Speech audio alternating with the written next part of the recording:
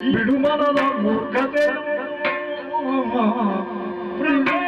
ಮನದ ಮೂರ್ಖತೆಯೋ ಈ ಜಗದೊಡತಿ ಚರಣಗೆ ಭಕ್ತಿಯಿಂದಲಿ ಮೊಣ ಮಾಡು ಈ ಜಗದೊಡತಿ ಚರಣಕ್ಕೆ ಭಕ್ತಿಯಿಂದಲಿ ಮೊಣ ಮಾಡು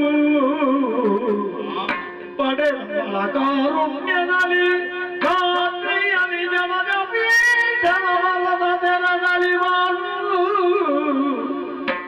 ರಾತ್ರಿಯಲ್ಲಿ ಜಮದ ಪೀಠನವರದ ತೆರದಲ್ಲಿ ಪಡೆದು ಸುಖವನ್ನು ಮಾಡು ಬಿಡು ಮನದ ಮೂರ್ಖತೆಯ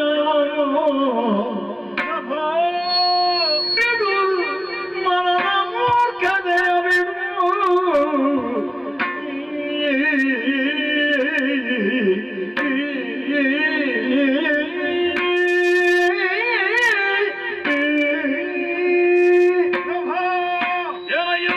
ನಾನು ಹೇಳುವುದು ಅಜ್ಜನ ಶೈಲಿ. ನಮಗೆ ಅಜ್ಜನ ಶೈಲಿಯಲ್ಲಿ ಬಹಳ ಪ್ರೀತಿ. ಹೌದಾ? ಅಜ್ಜ ಅಂದ್ರೆ ಸುಗ್ರೀವನ ಬಗ್ಗೆ ಹೇಳಿದ್ದು, ನಾನು ಯಾರ್ಯಾರ ಬಗ್ಗೆ ಹೇಳಿದ್ದ. ಅವನ ದಾರಿ ನಡಬೇಡ ನೀನು. ಅವನಾಡಿದಂತಹ ನುಡಿಯನ್ನೇ ಆಡ್ತಾ ಇದ್ದೇನೆ. ವಾಕ್ಯಗಳು ಮಾತ್ರ ಬೇರೆ ಅಂತಷ್ಟೇ. ಭ್ರಮಗಳಾಗಬೇಡ ಪ್ರಭೋ, ಭ್ರಮೆಗೊಳಗಾದವನಿಗೆ ಒಳಿತು ಕೆಡುಕುಗಳನ್ನು ಯೋಚಿಸುವಂತಹ ಮತಿ ದೂರವಾಗ್ತದಂತೆ. ಬ್ರಹ್ಮನನ್ನು ಉಳಿಸಿಕೊಂಡಂತಹ ಜ್ಞಾನವೇ ನೀನು.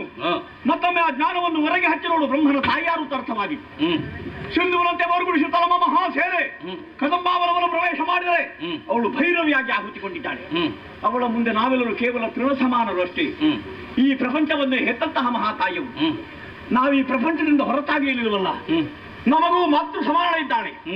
ನೀನು ಕಟ್ಟಿ ಬೆಳೆಸಿದಂತಹ ಧನುಜ ಸಾಮ್ರಾಜ್ಯ ದೀರ್ಘಕಾಲ ಬಾಳಿ ಬದುಕಬೇಕೆಂಬಂತ ಆಶೋತ್ತರವನ್ನು ಹೊಂದಿದ್ದೇವೆ ನಾವು. ಕೇವಲ ದಾನವರು ಮಾತ್ರ ಬಾಳಿ ಬದುಕುವುದಲ್ಲ ಪ್ರಭು. ಧನುಜರ ಉದ್ಧಾರಕರಾದಂತಹ ಶುಂಭಾಸುರ ನಿನ್ನನ್ನು ಉಳಿಸಿಕೊಂಡು ಬದುಕಬೇಕೆಂಬ ಬಯಕೆ ನಮಗೆ. ಹಾಗಾಗಿ ನಾನು ಮಾತಿಗೆ ತೊಡಗಿದೆ. ನಾನು ಆಡುವಂತಹ ವಿಚಾರ ನಿನಗೆ ಅಪ್ರಿಯವಾಗಿರಬಹುದು. ನೀನು ಸ್ವೀಕರಿಸಲೇಬೇಕು. ಪರಿಣಾಮದಲ್ಲಿ ಒಳ್ಳಿತು ಇದ್ದೇ ಇದೆ ಪ್ರಭು. ಹೇಳಲೇ? ಹೇಳು.